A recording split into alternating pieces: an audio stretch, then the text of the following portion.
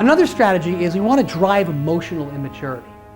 Remember, maturity can neutralize socialization. So boys, we want them to be ashamed of their feelings.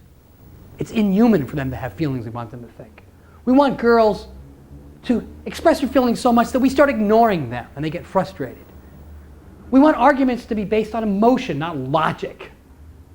We want to portray courage as the absence of fear, when in reality courage is action in spite of the fear. So people are afraid, they don't feel courageous because they feel fear. We want to portray a cool exterior as mature and feelings as immature, which of course is ridiculous. But think about our leaders. A lot of them have a cool exterior, which is an absurd plastic thing, but something that the masses adhere to very, very well. We want to dissuade people from taking somebody else's point of view by creating double standards. We want to confuse our young people. For example, if I'm driving along with a child, I want to get mad when the person in front of me is driving slow. And then when I'm driving slow, because I'm looking for a street sign, I want to get mad at the person behind me for honking. It's a double standard. And it happens naturally.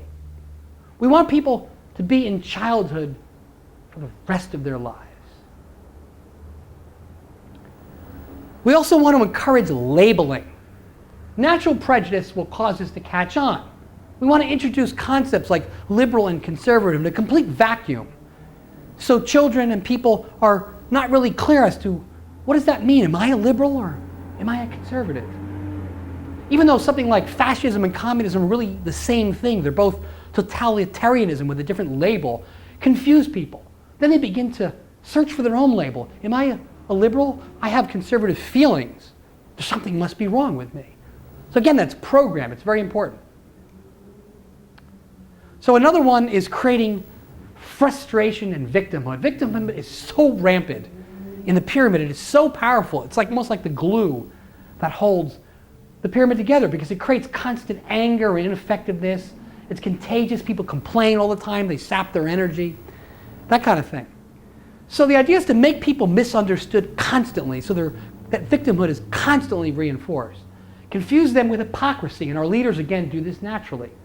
For example, illegal aliens, giving them rights to vote or other rights. They're illegal.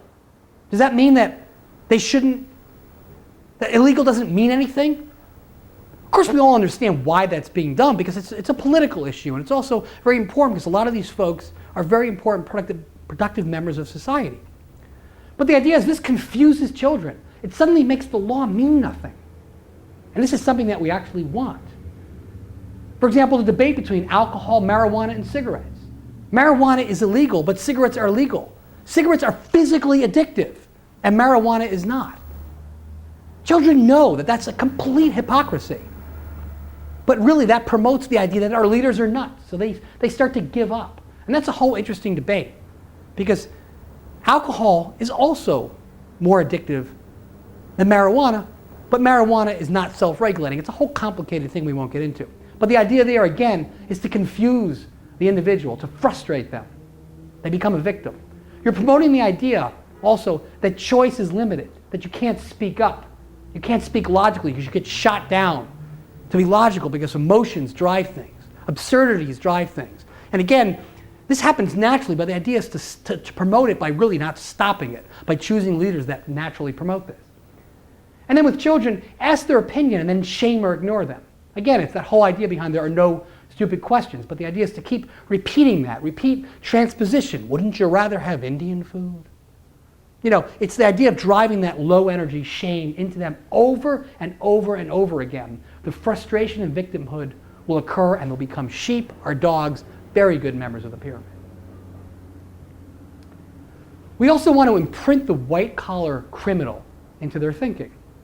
And this is important motivation because if you understand the criminal mind, the reason why most criminals, especially white-collar criminals, can do and justify what they do is they don't think they're doing anything wrong relative to what everybody else is doing it. Everybody cheats on their taxes. Everybody drives faster than the speed limit. Everybody exaggerates a little bit. So pretty soon the line becomes blurred. And again, the hypocrisy in our leaders promotes this. Leaders are doing things, they don't pay their taxes, all this sort of thing. We want that behavior to occur because when somebody is a leader and they don't pay their taxes and they claim they didn't know, which we all know is a lie, that promotes the idea that it's hopeless. And that's something that we really want to promote. So if you combine this frustration and white-collar thinking with denial, it makes it very effective. Again, that combination of denial and criminal thinking are essential. Denial is an essential component to white-collar thinking. The other one has been used for thousands of years. Put people into debt. It's very natural, especially in a consumer culture based on sex appeal and easy access to credit. Happens naturally. So when people are in debt, they're stuck in their jobs. They're frustrated. They're easier to control. We also encourage lavish spending on life events like weddings and various religious institutions. So it gives people a sense of something to strive for. They spend lots of money. They get into debt. Very important for somebody in the pyramid to be a family member who's perhaps extended himself too much buying a large house and buying lots of toys for his children. It's very easy to control.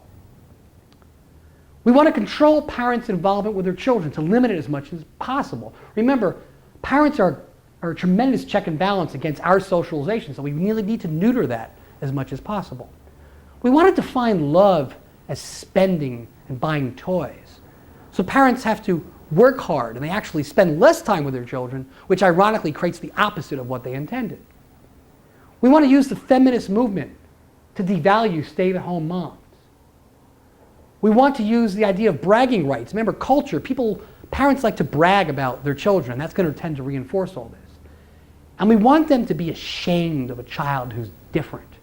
That Rudolph the Red-Nosed Reindeer with the red nose is different. And this is going to self-perpetuate itself. So remember, the pyramid is very fine-tuned, that it has a very robust defense. And the defense really falls in two categories. One is preventing recognition.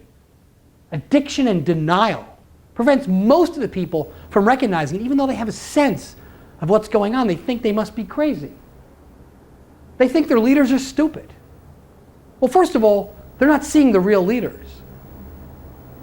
People in this room. Quite brilliant, because they think the leadership is stupid, when in reality, the opposite is actually true, but it serves to frustrate them. The other defense is preventing action. People are isolated, especially those strong leaders. We want to isolate them. We want to create lethargy with frustration and victimhood. We have to first continue the pyramid in its current form. Engineering a new pyramid, as we saw with communism, is the road to hell, paved with good intentions. We don't want to let the cards fall where they may, so it's very important to continue the pyramid, and then we can tweak it as we need to as things evolve. And then periodically we want to monitor the big picture and make adjustments as necessary. Unlike dogs who are afraid to admit failure, we orchestrators cannot afford to not admit when we fail, because we fail all the time. We're constantly pushing the envelope and learning. It's amazing how many dogs and people in the pyramid are afraid of failure. It is essential to evolution. So before we take a break, a reminder, everybody is not the same. Remember, we've been programmed, even us have been programmed over and over and over again by the school system and by our environment. We have to constantly remind ourselves to not be victim and drink our own Kool-Aid. There's different kinds of workers. Sometimes we need people who are power academics. Sometimes we need people who are lazy and just take orders. Sometimes we need people who are spiritual. Sometimes real spiritual people are narcissistic spiritual people. Sometimes we need that proud American or that strong religious person. It really depends on where in the pyramid we want to fit them. So again, we've been programmed to believe all people are the same, and they're not. We want to assess how their lifestyle will limit their flexibility. We want the personality that's good for the job and the lifestyle that limits their ability to find another job. And so remember, these are important tactics to control the pyramid. But remember, and it's always important to remember this, do not drink the Kool-Aid.